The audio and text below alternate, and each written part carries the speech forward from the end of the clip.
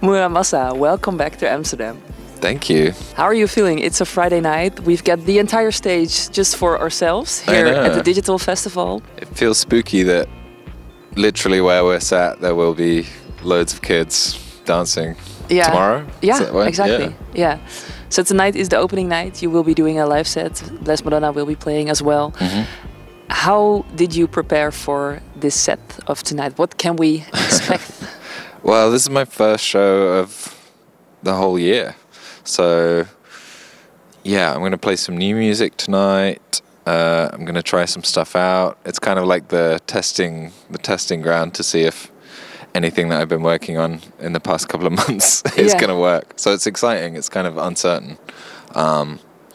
But yeah, should be really fun. Yeah, it sounds fun to me, but for you as an artist, because the last time we spoke was 2020, it feels like a completely different era. Yeah, for sure. People are getting back to the festivals, back to the clubs. What kind of set, what kind of vibe are you aiming to get in 2023?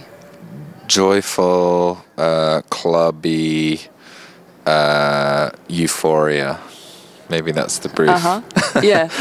Has there been like a club night or a festival experience or just a music experience in like the last year that kind of changed you or was like?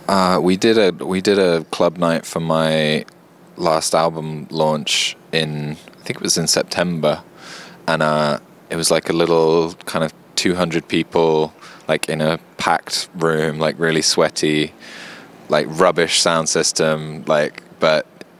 Those are the best ones where there's like hardly any planning, and it felt really genuine and just nice to be in a packed room again, like in a kind of safe way. I mean, I don't want to keep talking about COVID, but yeah, that's kind of defined the last few years of live music. But I'm so ready to get back into it. Yeah, and for you as someone who is enjoying nightlife or is going to gigs or is going to clubs, what has been an experience, a gig, a DJ set that really stood out to you? Ooh, I saw Aphex Twin I saw him twice in one weekend actually. Whoa. Once in London and once in Dublin in Ireland, and it just melted my brain. I'm having trouble coming up with the words. It's of course. He's definitely a hero of mine, but he totally melted my mind. Yeah, that's so cool. I'm really looking forward. He's playing at a Dutch festival in June, and it's so sick that he's doing this. It's rare when he comes at the festival. out. Yeah, exactly. Super hyped for that. He always makes it worth it, though. Yeah. So, as I mentioned, the last time you played in the AFAS Live, a completely different location, completely different venue compared to tonight. That was just a couple of days before COVID pandemic hit. How did that felt for you as an artist, as a performer? It was very, very, very disappointing. Probably not surprising. Yeah, of course. Yeah. I think I just set out on like a world tour, and we were like 7 or 8 dates in, and I put together this great show, and I had a band, and like it was all going to be great. And then it was so odd. Like the next day, I just had to like gather everyone in the hotel and be like, I guess we're all flying home. And a lot of my crew live in different places, so we literally sort of split off and all went home. And it's weird, like having plans for like the next sort of 3 months and then just suddenly ending up back on your couch. Very odd. But I think it was good. I think it gave people time to like reflect, at the best of it, Yeah. What was that process like for you as a producer, as someone who's loving music, is making music, to stay productive? That's what I'm seeing, as a listener, as someone who's just going through all of the tracks that you still put out on Spotify. I think a lot of people, when the kind of first lockdowns happened, they got into this mental trap where they were like, this is great, I have time to learn the flute, I'm going to learn to speak Spanish. What did you all this do? Stuff.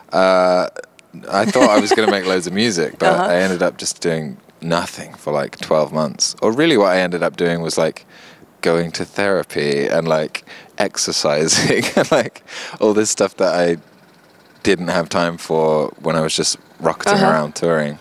So now to come back after all that, having kind of refreshed my mental health, my physical health, whatever, it just feels super positive, especially in like a club environment where the idea is like joy and kind of feeling good about yourself and being with other people and that kind of thing.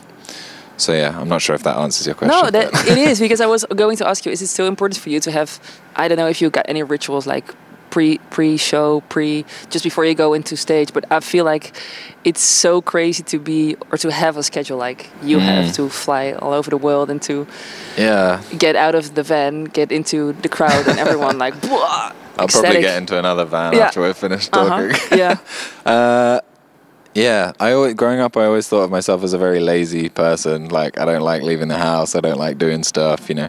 But when it's something you care about, it doesn't even feel like a choice, because you just want to do it. So anyone can do it. You can do it too. And you can do it. Get out there. And you can do it. Yeah. What does help you? Like, are you the kind of person that's like meditating in the plane, or what's the secret for Mura Masa? What's the secret? I don't know. I don't know if there is a secret. I think the honest answer is that you go through phases of stuff like that. Maybe you're doing yoga for a while and that's really working out. Then maybe you stop doing it and you don't have time. Maybe come back to it. At the moment, it's like a lot of like cat videos on YouTube. There's this one Korean guy who like makes little rooms for his cats. It's incredible. What's the name of the channel? The channel is called Ha Ha Ha. Like H-A-H-A-H-A. Okay, cool. You got me there. Yeah, it's great. Cat videos and coffee, and that's it. That's my life. Okay, that's your life. Let's talk a little bit music, from cats and coffee to music, because, of course, Boy's a Liar, Part 2, Part 1. Oh, yeah. Massive hits, still.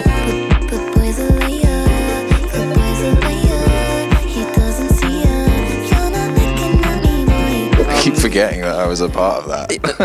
I just really what's the story about that?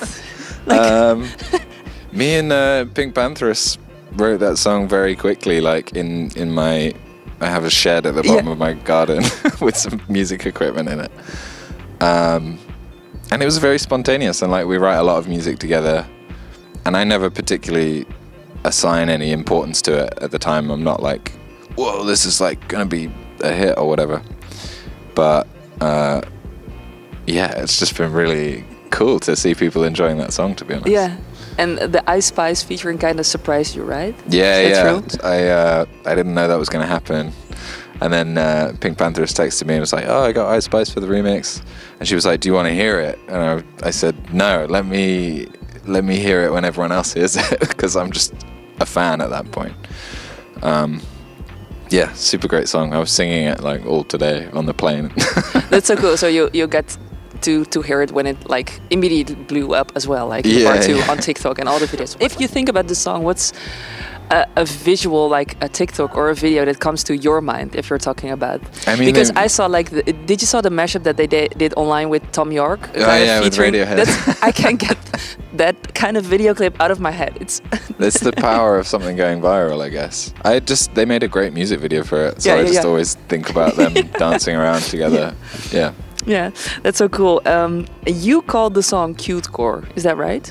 Yeah. You did? I'm trying to start a thing. Could you explain that genre to all the viewers a little bit? It's not really a thing yet. I'm just trying to invent it. Make it a thing. Yeah. This is maybe the first instance of a cute core song. Are you planning to do more?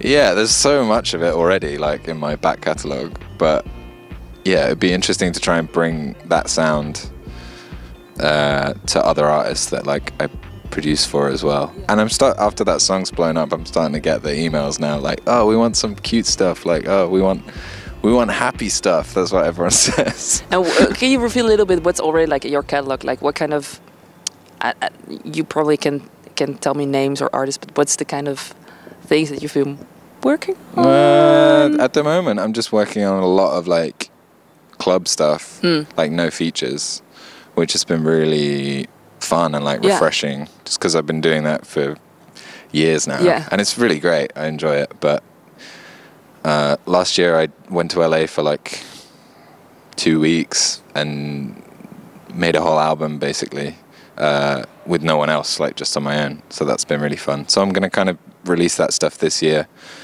But as far as producing for other people, yeah, it's so much stuff. I mean, I make a lot of stuff. Yeah, that's what I'm always figuring out. Like, so much respect for you being productive all the time and coming with these crazy songs and surprising everyone and going to a whole different genre. And of course, in the meantime, now we're playing your new single that you've released this Monday.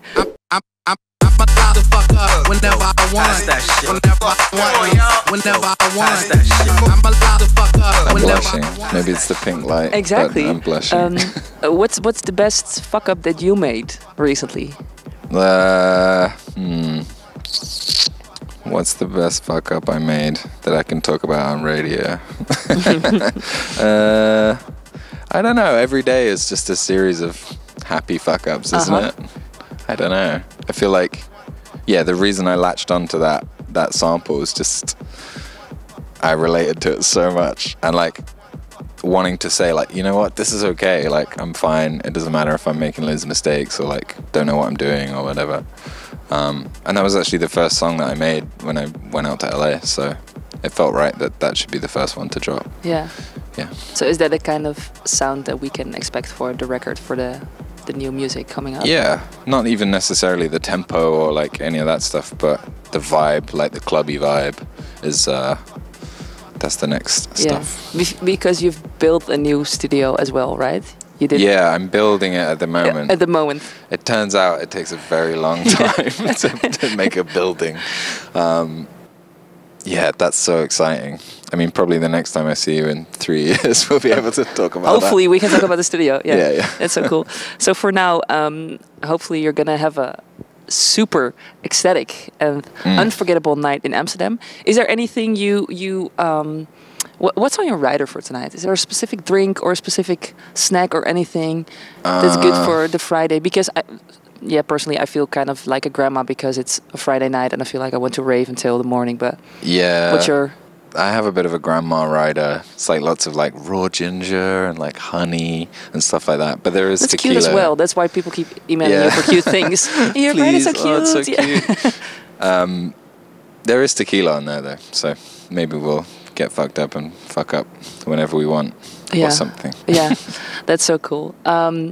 Enjoy Coachella as well. Thank you. Yeah, that's going to be a whole other experience. What's the setup going to be like for you when you think of Coachella 2023? What do you see like in terms of the stage, the audience? Everything's like big and American, and that's what I assume. But there's like big video walls and things like that. I don't know, man. I just can't wait to see Björk and Rosalia. That's all I can think about. Have you seen the Rosalia show already? No. Oh, it's the best thing I saw in 2022. I can't wait. It's so crazy. I saw Björk a few years ago. But yeah, I really want to see Rosalia. Yeah, so cool. Thank you for your time. And my final question would be like, what's the song that I can play to, except for your song, of course, that I'm playing on the radio. Is there another favorite that you're currently listening to or that you just listen to while... Damn. Put me on the spot. It's no problem. Okay, let me get my Spotify out. There is a song. Are you like an organized playlist person? No. Oh, Bugatti, Tiga. Okay, nice. Let's do that. Let's go. Yeah. Thank you so much. Enjoy Amsterdam. Enjoy. Thank you. New York tomorrow. Enjoy Las Vegas. Enjoy. Thank you. Mr. Worldwide. And you enjoy your Amsterdam. life. Yeah. Thank you so much. All right, thank you.